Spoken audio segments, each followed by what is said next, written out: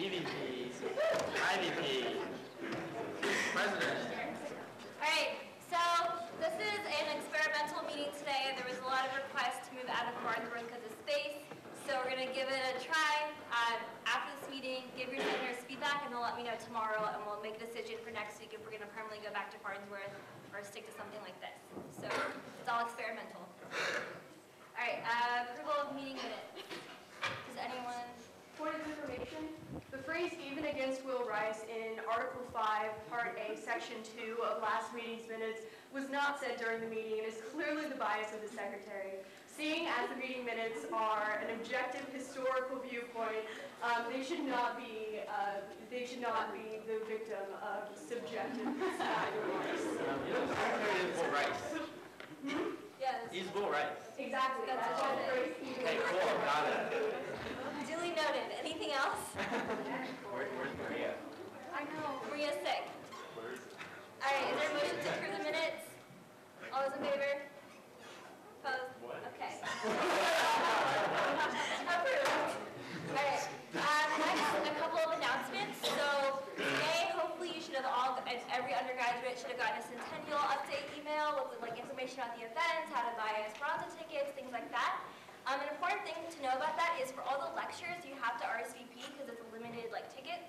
So let all your friends know about that. The email from the Centennial office will be going out sometime this week. It should be called Claim for Centennial. If you don't sign up, you can't go to those lectures and you don't want to miss out on cool people like CJ Roberts coming to talk. The other thing to know is that the code that you're going to get in your email is unique to you.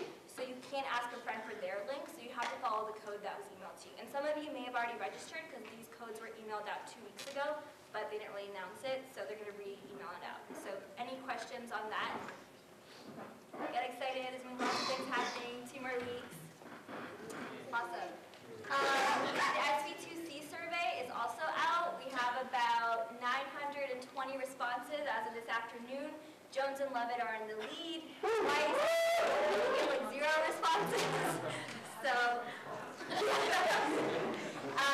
keep in mind that the survey closes this Thursday night, and there's going to be focus group discussions at lunches at all the different surveys.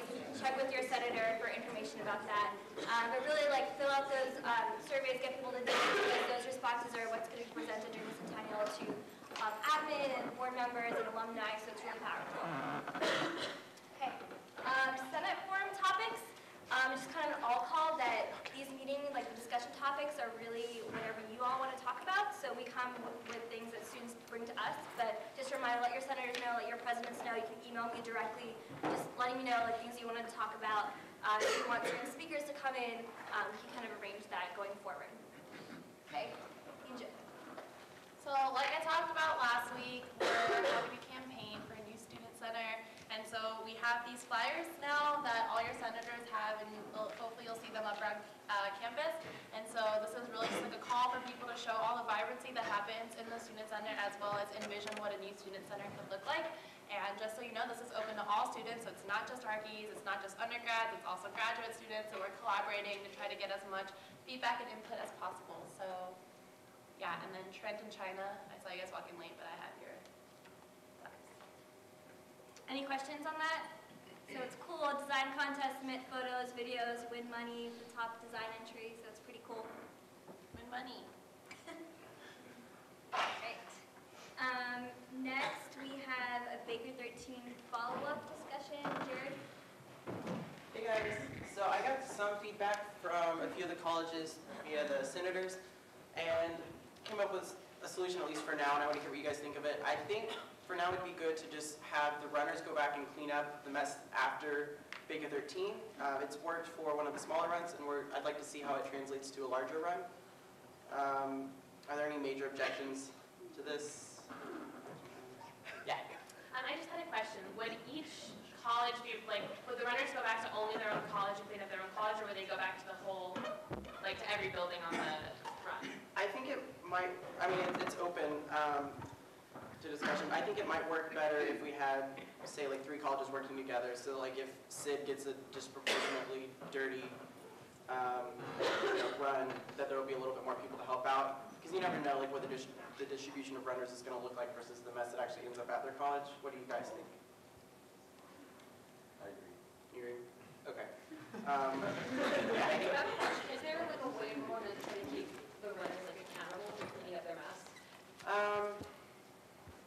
So we were thinking about the logistics of trying to take IDs or something like that, or having like a sign-in sheet, and while it might be doable, I think it's a lot of hassle and it kind of takes away from some of the fun, so I'd like to try it and see, how many people will stay. I think there will be some, I know not all of them will stay, but I'm hoping that there will be some that will.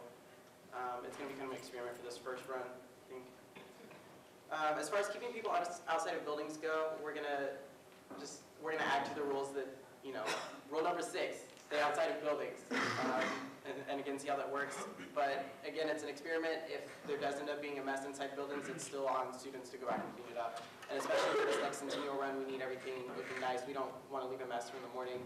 As far as avoiding the tent and other centennial events, we're going to probably change the route a little bit so that we can just completely bypass some of the events. We probably won't be able to avoid going around Founders Court because we've got to cross campus somehow to get from the South Colleges to the north. So we'll probably go around Founders Court. We might work with RUPD to maybe get an officer or two stationed there just to kind of like point people in the other direction. We don't expect them to actually have to do anything, but just their presence there and like saying, no, go that way, it should help. Just for this one run where we have that tent there that can't be damaged. Yeah. I don't know how it would work, but since you said you don't know what proportion of the runners will be from what college and what college will get the most mess, what if all runners just went from college to college cleaning up? Now, I don't know if there will be enough mess for like 10, 20 people like together. I don't know if that would be efficient, but it would be like the most equally distributed amount of work. So if you ran, you join in the team, and it would be a faster cleanup at each college, and you would just go around cleaning up each college. What do you guys think? Do you think that's more efficient or? I don't know about it. I talked to my pre-cabinet, and they really like the idea of doing it by college, so the runners whose college was responsible, especially if some have like incentivized or de-incentivized it, they felt obligated to go clean. That would just feel like be the most effective organizationally, and you can leverage people volunteer stuff in ways that maybe you can't at, Yeah, I feel like because people at the colleges are going to see like who came by and made a mess, or if they get inside, they're going to see who was sliding on tables and things like that. So there's some like social pressure that can be applied to them. I think in terms of organizing people, it might be better to do it by college. But if it turns out they're not enough, maybe we could reconsider it and consider switching. Also, another point is that I think we are going to go ahead and reduce the number of runs to be only on the 13th of each month, and then the major runs like Halloween and things like that. Not just for cleanup, although that is a factor, but it's also just, it's kind of a burden on the people who try to lead the runs. They have exams in school too, and sometimes it may only be like 3 people running in the first place. So we think it just makes the tradition a little bit more sustainable, and it has a precedent. It started out just on the 13th anyways. Does that take effect starting now? I guess? Yeah, like I don't even think there was a run on the 26th. I guess it's kind of a two-part question. What's the trial period for some of these revisions as far as, I guess, empowering the colleges to clean themselves? And how are we going to be evaluating the success of these revisions? So the trial run will be centennial. I think but basically we're not going to leave a mess there. We'll go through the colleges and check and make sure there's not a mess. We'll know if it's a failure. If there was a mess, we have to go back through and check. But I don't want to just leave a mess there and say, well, it failed, especially because centennial is such a big thing. But it'll at least show us whether the method we had in place without going through and checking whether that worked. As far as, and what was the second part? It was just how are we going to evaluate it? And you have already answered that. Okay, one last one. so whenever we have all this finalized, what the plan is, adding all these things, we make sure that so maybe all of us present to cabinet, or sending them to our college, make sure like everyone knows that like, going in 3 or 4 days ahead of time, like these are the expectations and like these are the That'd be great, yeah, if colleges would present it ahead of time saying that like this is what's expected, that you can't go into buildings. Having the colleges support it would help a lot. Yeah, I'll definitely send that over the. Can we like the presidency. bigger run captain send like a information email or something to all the colleges listing out the rules and everything? Sure. Really the main changes are just don't go into buildings, which has always kind of been a rule, but hasn't been enforced as harshly as it probably needs to be. And then the other piece is going back and cleaning it up. Is this, again, this is for every single Baker 13, right? Not just the Centennial one? Yes. For the smaller ones, they'll clean up as well. Why not just have this this month's 31st as the trial run, so you kind of know what's going on? We had a trial run with the smaller run already, this past 13th, before it was presented actually, and it works. I think it was like 8 or 9 runners. I don't know if you could tell, it seemed to work pretty well. So now it's just like scaling it up and seeing, does it still work with the larger mess and the larger amount of people? All right, any last questions or comments? All right, thank you guys.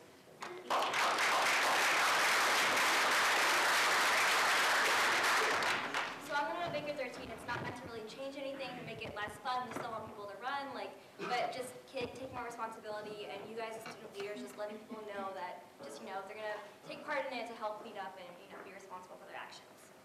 All right, next we have Emily Page from the Wellness Center and Chris Keller, owner at RHA, is joining us.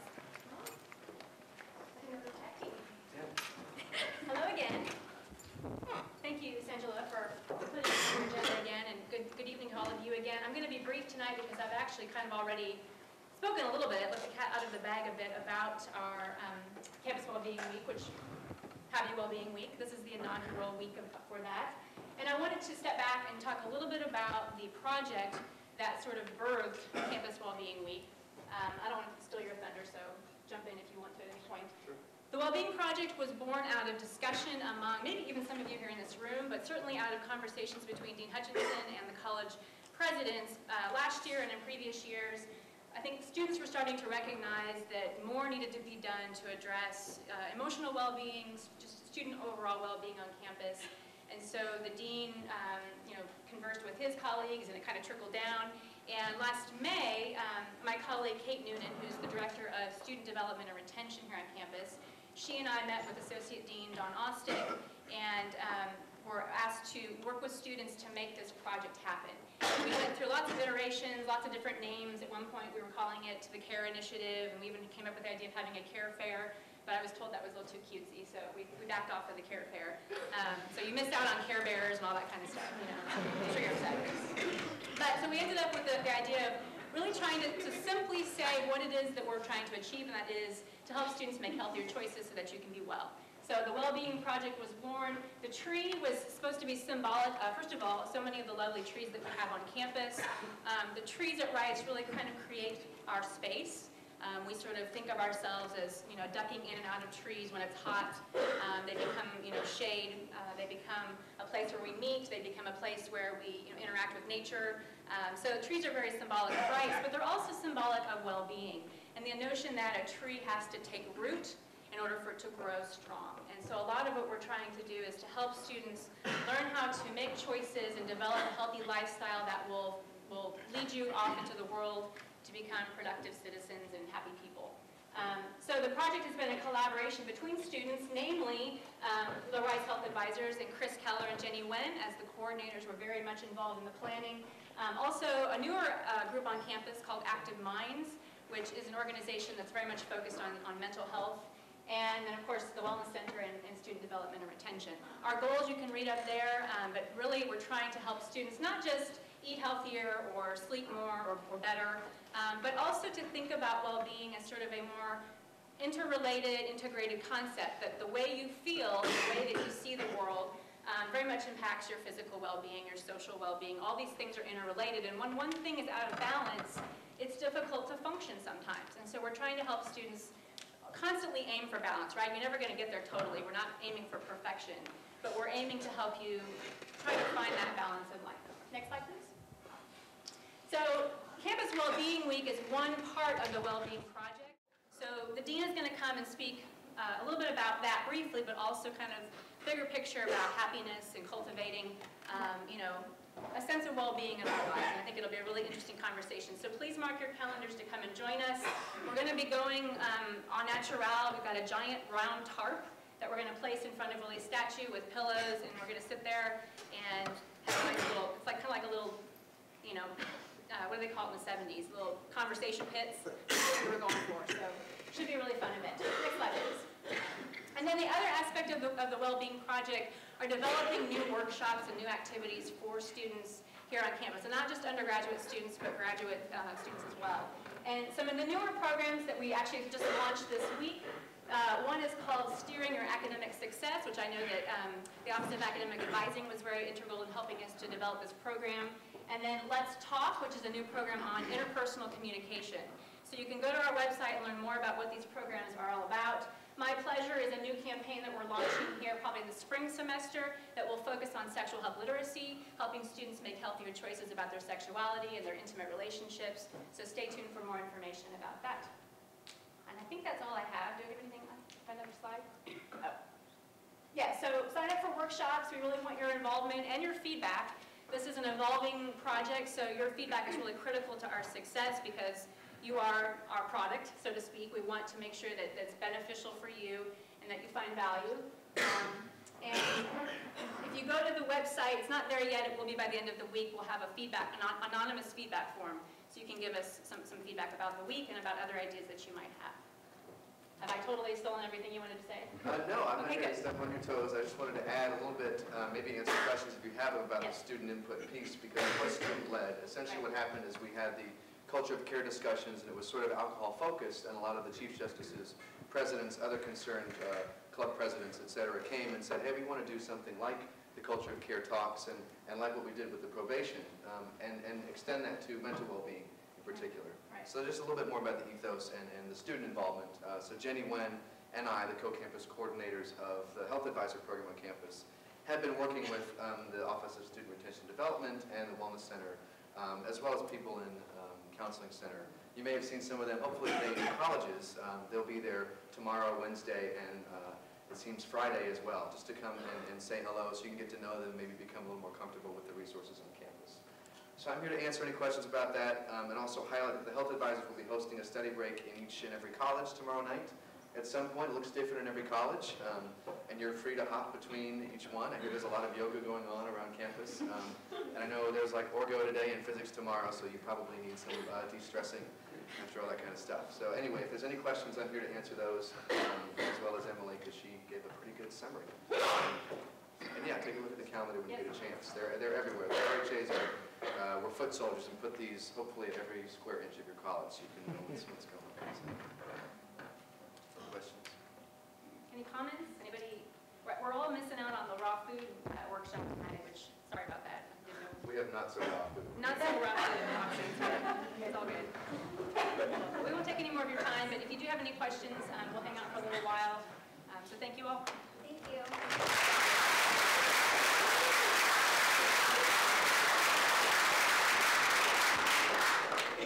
So next we have our guest speaker, Dean Hutchinson, coming to lead a discussion about the new Center of Teaching Excellence and also talk about teaching practices and getting your input.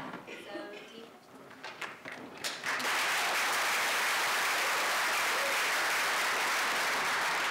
Thanks for that welcome, everybody. I appreciate that. Let me add my thank you to, where did Chris go? There he is, to Chris as well as to Jenny for their leadership on this initiative that we have just discussed. And Emily, you still here? Just step back there. Emily and Kate for leading it from the staff side as well. I think you guys are used to me sort of showing up and talking about things that I'm excited about. I'm very excited about this well-being project for the year. I'm particularly excited about the fact that it really did come as a student initiative. It was an idea that students wanted to pursue, and our staff really have brought it to fruition in working with student leadership. So everybody participate in these things, and I look forward to seeing everybody Thursday evening, although I will not be en naturel, as Emily might have suggested. We'll give you a chair. Yeah. Oh, okay, yeah. What I am excited to talk about this evening is sort of a dream come true, I think, for the campus and for a lot of us, which is the creation of a new Center for Teaching Excellence at Rice, which it now exists. We haven't had the chance to really do very much with it yet because it's existed for about 3 weeks so far. But we wanted early on to have the opportunity to engage our students in this initiative, sort of broadly thinking. Although there exists a detailed mission statement for the Center for Teaching Excellence, Imagine this as a way in which we are going to create a variety of opportunities on campus for us to share our experiences and our knowledge about excellent teaching, including innovations, research, experiments, scholarship, shared experiences, and not just amongst the faculty, but including all of our undergraduate and graduate students, as well as those people in the community who work in K through 12 outreach and a variety of different levels. This is a way in which we can have really detailed discussions about the ways in which teaching is most effective and the ways in which we can live up to our reputation as a place that is second to none in our teaching. What I would like to do this evening then is sort of introduce the Center for Teaching Excellence by telling you that it exists in the body right now of a set of 16 faculty fellows who were selected by a nominating committee of some of the most distinguished professors on campus. That group of professors who are known as the Piper Professors, a particular teaching award that is held by 11 different faculty members on campus. We've named 16 faculty fellows, and one of whom is the faculty director of the program, who I'll introduce shortly. In addition, the program is housed in my office with the executive support and supervision of Brian Gibson, my associate dean. The 16 faculty fellows, and here we go, I think I can do this off the top of my head, are from the School of Humanities. They're representative across all of the schools, as well as various levels. So we have younger faculty and we have more established faculty here. From the School of Humanities, Matthias Hinze from Religious Studies, Lisa Balabandular and Kate DeLuda, both from History. In the Social Sciences, and from Sociology in particular, Bridget Gorman and Rachel Kimbrough, as well as from Political Science, Rick Stoll. From the Natural Sciences, from Biosciences, Kathy Matthews and Mike Guston, as well as from Physics, Jason Hafner. From the School of Engineering, from Bioengineering, Ann Satterback and Jane Grandallen, and from Mechanical Engineering Material Science, Marcia O'Malley. From the Jones School, Al Napier and Bob Westbrook, and from the School of Architecture, Rito Geiser. We don't actually have a member from the music school at this time. And absent from the list, only because I wanted to hold his name until the very last, our faculty director from the School of Engineering is Dr. Steve Cox, who is here to join me.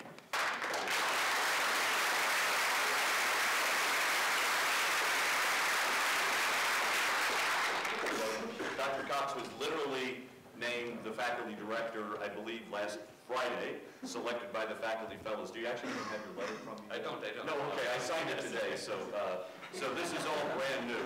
And part of what we wanted to do in our discussion this evening is to hear from you and answer your questions and so forth. But first, let me ask Dr. Cox if he has some things he'd like to contribute here. Just a couple.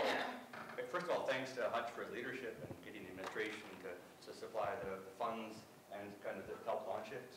And it's a fantastic idea. For those of you who know me, my happiest moments are in the classroom, so I can't imagine like a better job, a better way to serve Rice than to help sustain and grow a strong culture of teaching here. So I'm really proud to be part of the center.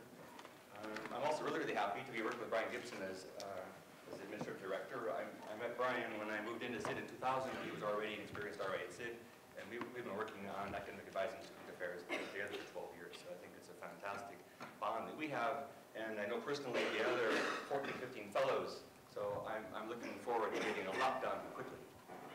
I think there's a lot to get done. I think there's a lot of excitement.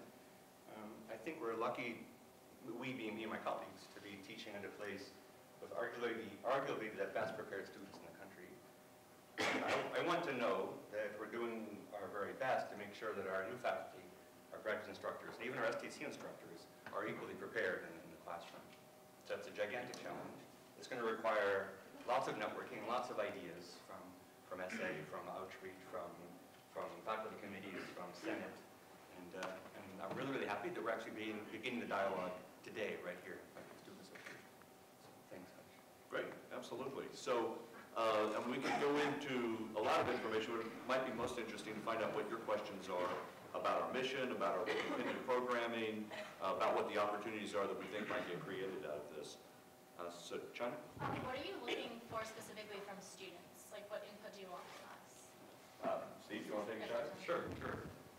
Yeah, so I mean, we're just getting off the ground, and so I think communication is the key. So I don't, basically, I don't want to miss any concerns. So I don't have an agenda of what I think ought to be your concerns. So I think the group of fellows would like to know what's out there. And I think probably essay would be the best way to filter that. And like, I'm not sure if kind of a threshold poll is the right way to go. So like I said, I don't really have an agenda. I mean, I have some things that I know that the fellows and I have talked about, kind of near-term things that we would like to address. And there's definite need for having some type of undergraduate involvement and lots and lots of different things. So for example, there's a teaching committee that works on issues like course evaluations. Those have not really gotten serious consideration for years. Are they doing what we want them to do? You guys are the ones filling out course evaluations. You should have a lot of input into helping us criticize and redesign that instrument. But I think there's also plenty of room for ambassadorships, right? So if we're going to put together workshops to train new faculty, and so far we do it, I would say, I don't want to be too critical, we do a decent job at new faculty orientation, but I think just the way that OWEEK is no longer OWEEK, but there's someone who's directing first-year activities, I think we need to direct first-year activities for new faculty, and we need to direct first-year activities for grad students, and we need to do a better job of training STC instructors. And along the way, we could probably do a better job of kind of training some type of cadre of undergraduates to be presentation leaders, to help kids, with job interviews and presenting, papers at conferences on campus. So there's a whole spectrum of things that we could, we treat each other as really, really smart people, and we can kind of get it, we can communicate. But we have not really done the hard work of kind of gathering best practices and sharing them with each other. And so I don't really see a spectrum where there's, faculty at the top and undergraduate at the bottom. I see us kind of working together. And I also don't see you guys as consumers of education, right? But as participants in the dialogue. And if I could pitch in there as well, the body of the center is a set of faculty, because we want this to be a faculty-driven program, which is not to say that it is intended only for the benefit of faculty. And echoing what Steve has said, I believe that means both that we need to hear from students when we run experiments, how are we doing with that? When we are just doing what we do, how are we doing with that as well? What are your observations that will inform the programming that we create?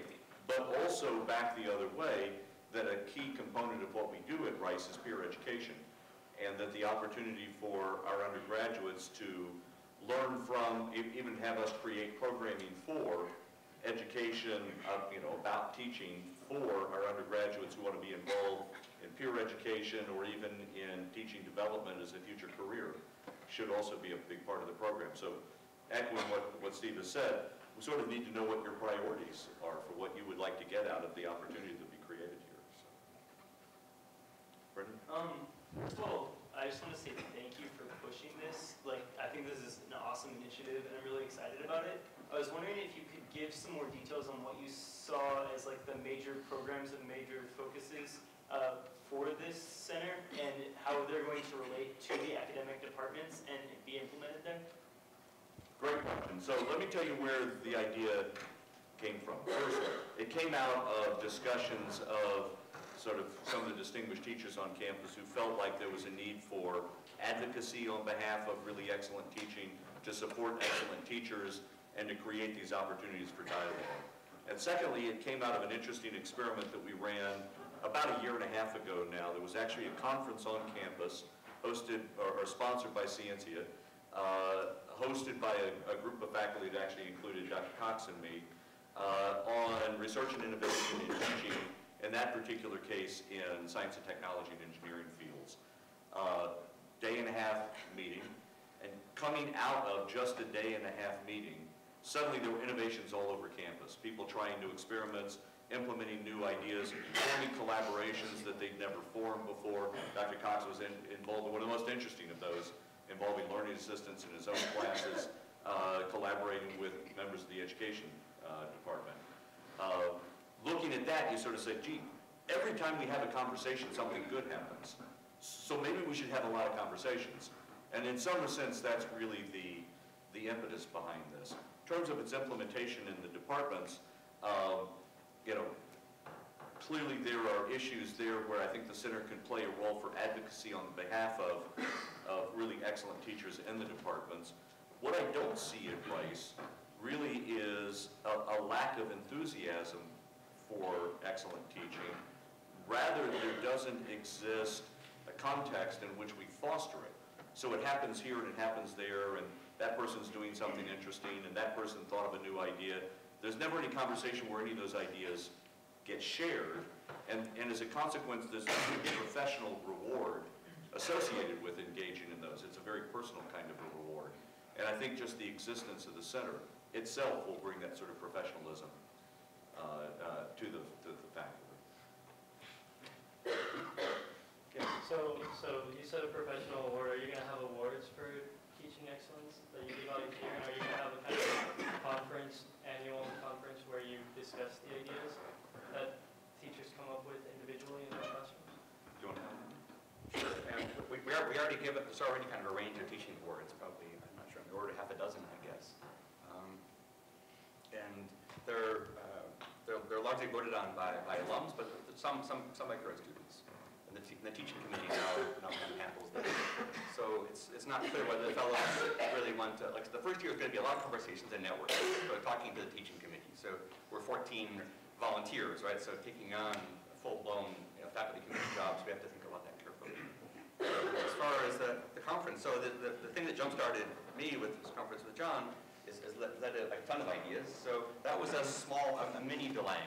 And we're in the process of taking on a larger DeLang, in which it'll be a national conference about the role of teaching in universities. And that's going to be in 2014, probably the spring of 2014. That's correct, right. You're right. Yes. Yeah. So we don't have, and there's going to be a ton of efforts among our fellows in actually arranging and promoting, putting on that conference. We don't have, I don't think we have in our bailiwick the idea that we're going to be running such a conference every year. So, but I think you can figure out the challenge, and then how will we disseminate the results of our conversations? So that's a great question. So, like I said, I mean, we're across the schools. We're housed in our own departments, and we're going to be involved in training undergraduates and graduate students and faculty. So we have a lot of data collection to do. Like I said, there are a lot of experiments going on in education here. So the fellows need to kind of call best practices and begin to offer, real workshops. So I planned with Alex Burridge and Bridget Gorman to offer an STC short course for all those interested in teaching their own course. Right now, it's a pretty arduous procedure to have an inkling of an idea and 6 weeks later hand in a full-blown proposal to Hutch for review to teach your own course. So there's plenty of room for guidance. And each department is also already teaching in a very small way a graduate seminar on how to teach. So the math department has kids teaching calculus. History has TAs running recitation sections. So we're all more or less kind of just maintaining those students and not actually sharing across the departments. So we'll gather best practices, and through our workshops and through our seminars, we'll be disseminating what we think to be the best way, a much more efficient way of training people at Rice. And then in addition, but it's not just kind of looking inward, we'll also have funds to bring in teaching experts from around the world and hold largely, I'm hoping, once a month seminars. So nothing like the size of the conference you're talking about, but still a chance to bring in experts to take a look at what we're doing and to infuse us with new ideas. Yes? What channels are you thinking about opening up to allow students to actually give you guys feedback? And what kind of feedback are you hoping to get? Are you looking for very specific, this course isn't doing X, Y, or Z for me? Or are you looking for a more broad, I had a cool idea, something that may or may not be implemented, and this is something you guys can think about? Yeah, I think we're looking for the latter, because it's not so much, right, we're across all the schools except for NUSIP, but that will get fixed. So we're not really there to manage content. We're there to manage delivery, right? To really make sure that we're responding, that we're somehow communicating, we're provoking, we're instructing. I'm not really sure what the right word. For me, it's provocation. I teach through provoking to try to get people to deal and struggle with the ideas. And so that may not work for everybody, but I think a lot of new instructors should be exposed to lots of different teaching styles. And we should try the best to make them the best possible communicators in their discipline.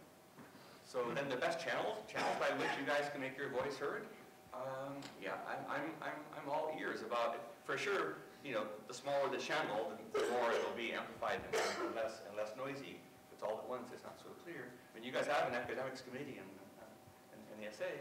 I would love to have some subcommittee of the fellows of the teaching center, you know, have monthly dialogue with SA academics, at the very least.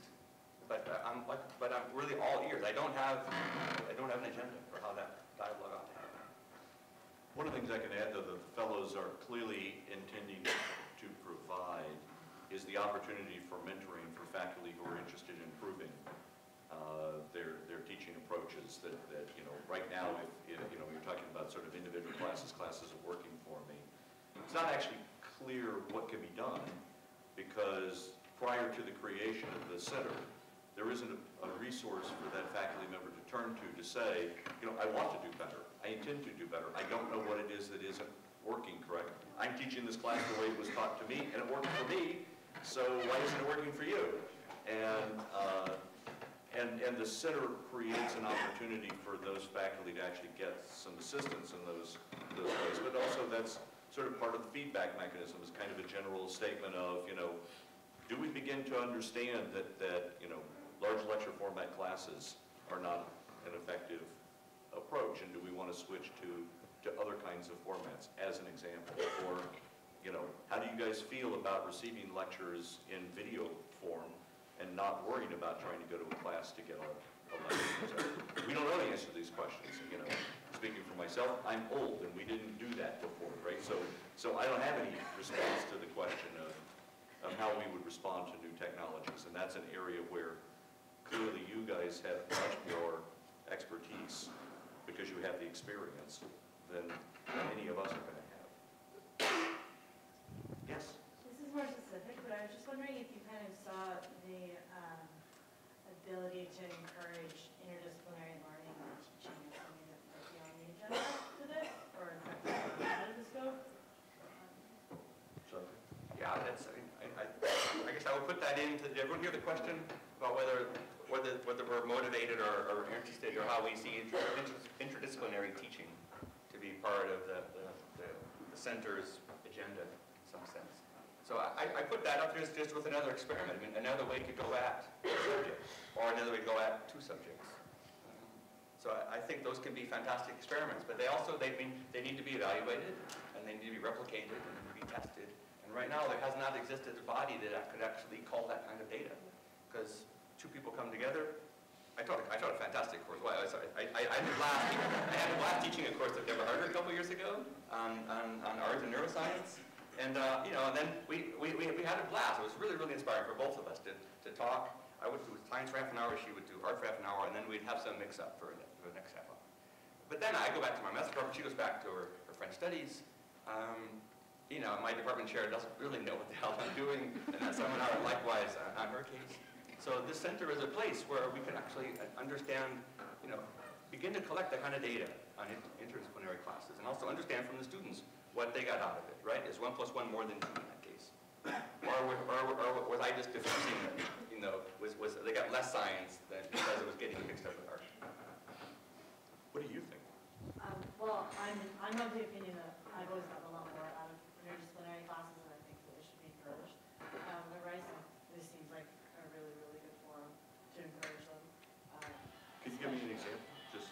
Well, right now I'm taking a class in the social and architectural history of Rio, but in high school I took 2 interdisciplinary classes, one on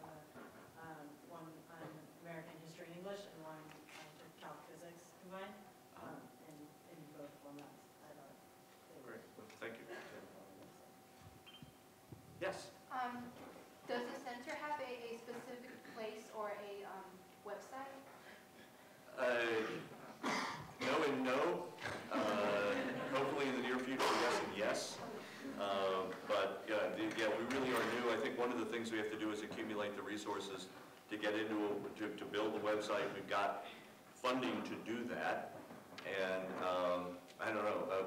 Brian might even be nodding and thinking, you know, if there was somebody in this room who wanted to work for Brian to help with that, there might be a job that could exists for that purpose. Space, as you guys know, is probably the single greatest challenge for all of us on campus, but I have my eyes on some spaces, and you know, it might be that if the student body were lobbying for a wonderful space for the Center for Teaching Excellence, that it might help me secure that space.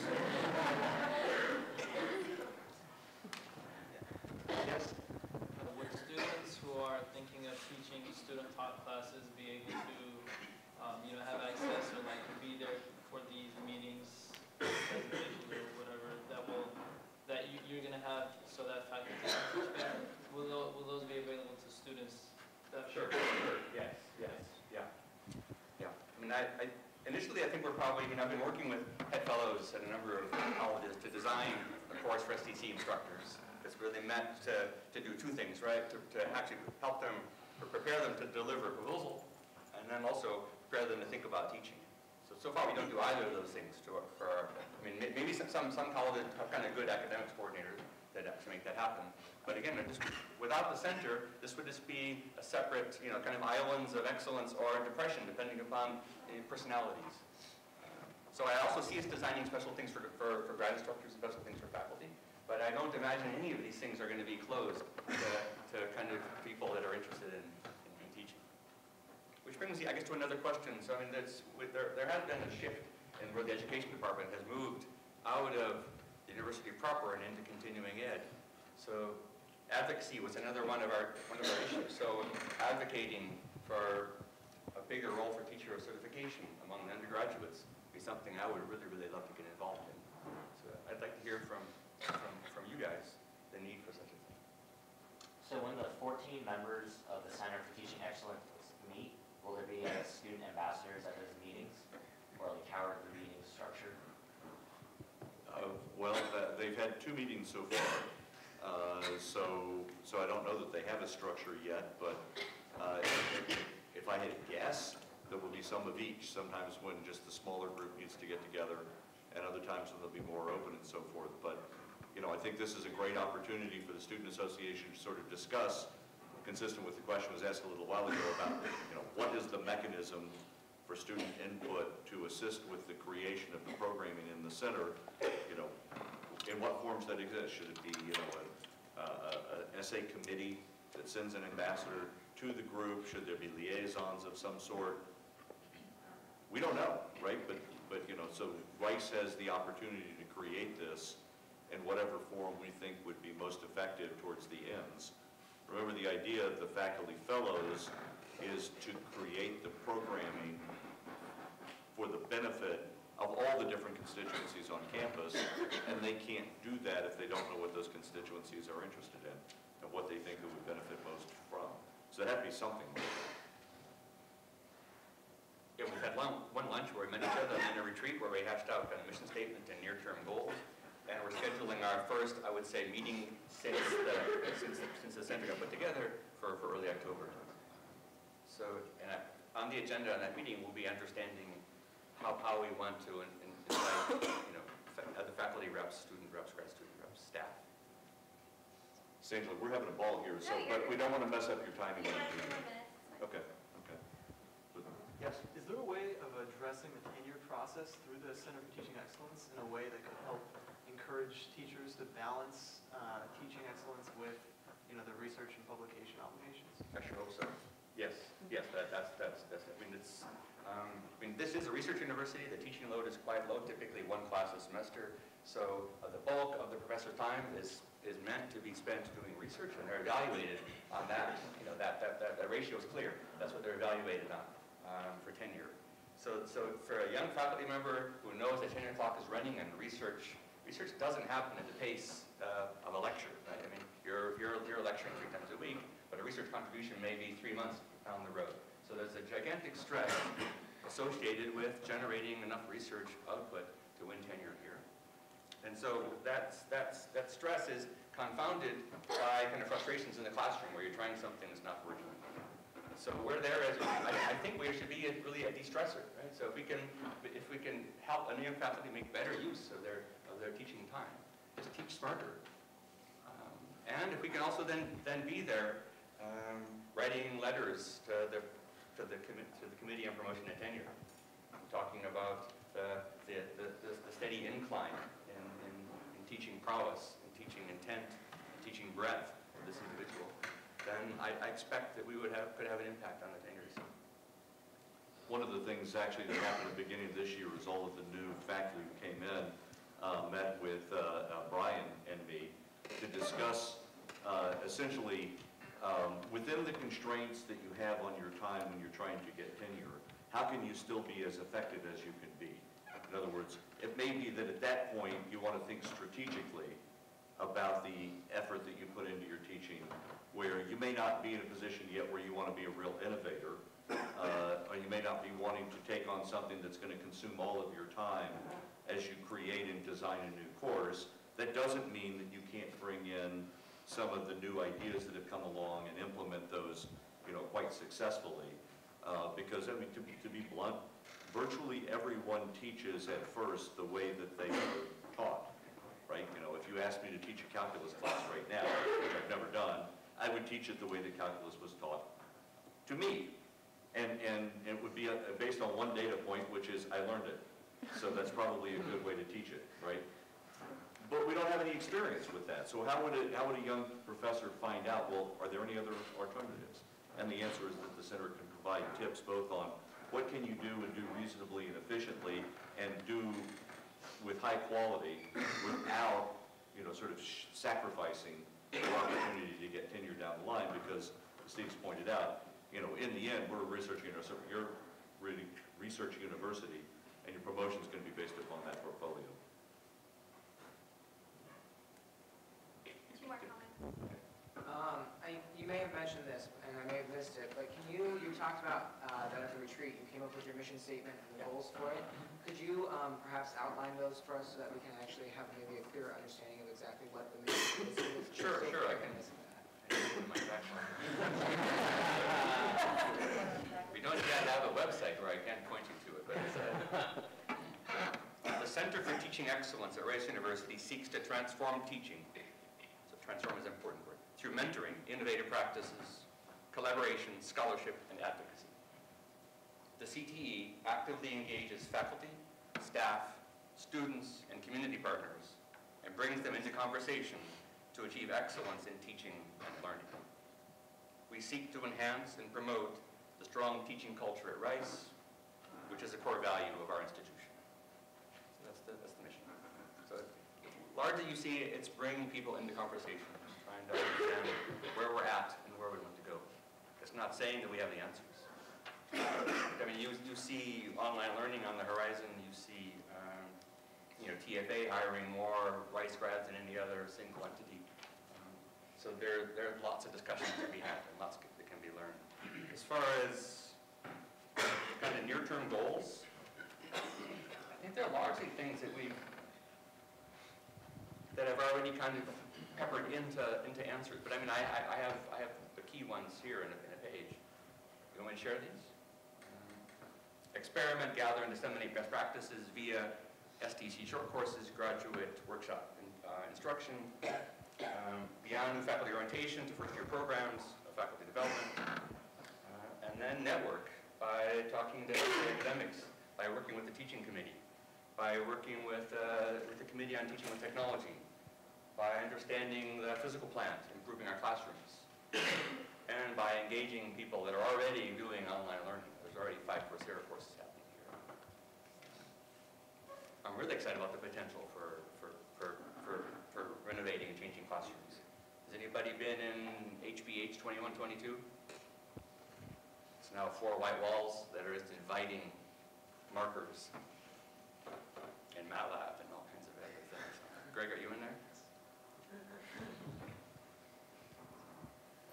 So that's briefly it. You'll see, once the site goes out. So currently, the fellows have an all-space page, Whoopee. And I'm looking forward to something with as much design pizzazz as what Emily's able to create. One more. Owner, I just have a question. Oh, Yeah. Oh, sorry. Have you guys considered reaching out to other universities, major universities, to ask about their practices with teaching excellence?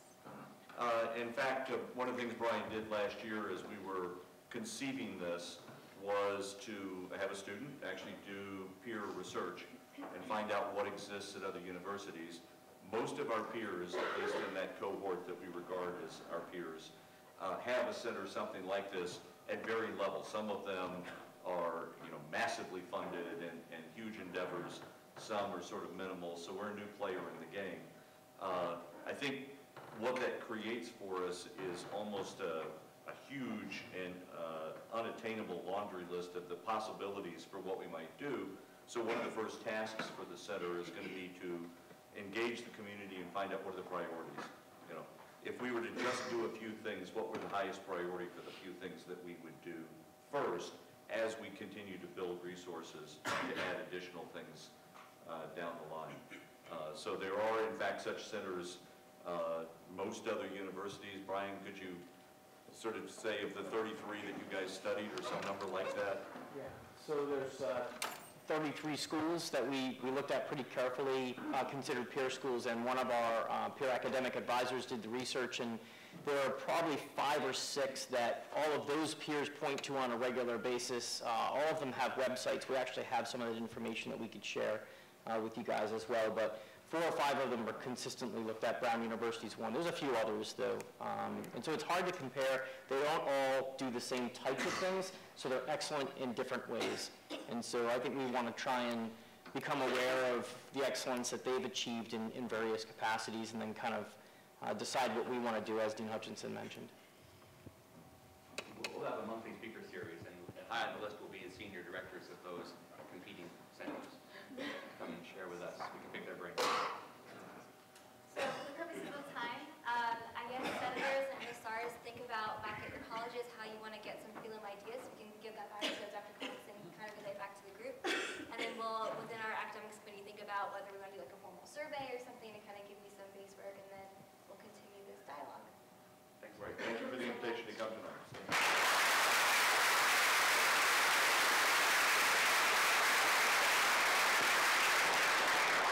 Okay, so real quick, just a couple announcements.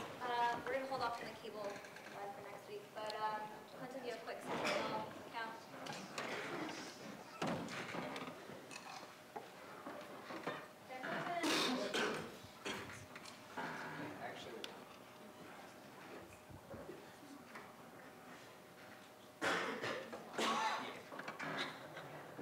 Give me just a second. I want to pull up the point system and how it's set up, and kind of give you guys an update on how. Alright, while we're doing that, Trent, do you have a quick? Hey guys, my name is Trent. I'm a Berkeley senator, and what I'm focusing on this year as my main senator project is critically understanding and then seeing how to promote leadership and entrepreneurship on campus. And there are already a lot of cool things that are going on with the project, but one of them is a new group on campus called OwlSpark.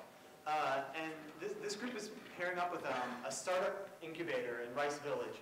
And they're pairing up with us to send out a survey to gauge student interest and things like that, and just overall entrepreneurship. So I just want to quickly ask all senators, presidents, and MSRs to pass on the link and talk about this survey with as many people as possible. It'll be in the minutes, and it'll be in the listserv announcement.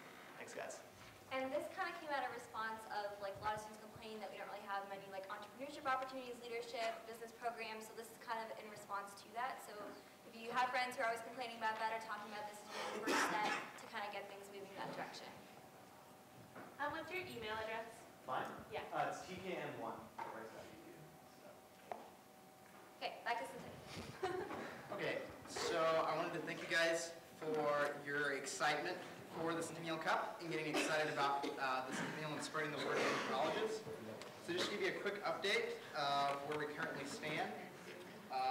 We have added a few points based off of some of the sporting events that have occurred and the photos that have been uploaded. I'm going to be walking you guys through also how you can upload your photos to our Facebook page to be counted for the Centennial Cup. So right now, Lubbock is still in the lead with 17 points, followed by Rice. And Will Rice has completed, they had to attend several of the sporting events. Yeah. Where their points come from. But if we jump over to the CSIC Facebook page, which is Rise CSIC, facebook.com/Rise CSIC. This is going to be kind of the home base for the photo scavenger hunt portion of the Centennial Cup. So what we would like you guys to do is to start uploading the photos that you guys take to our Facebook page. And this is how we're going to be kind of having a running tally, and you can see how other colleges are getting involved. So there's a very specific way we kind of want you guys to tag it and label it. So if you want to upload your photo, if you want to put in the names of the people that are in the photo, and if you can please also put in a link and a tag to our Facebook page, which is the Rice Centennial for Student Involvement, and the name of the event that you guys attended to. This will help us make sure and get you guys checked off. So are there any quick questions? Okay. Thank you guys. Awesome. So if you have any other questions, ask me.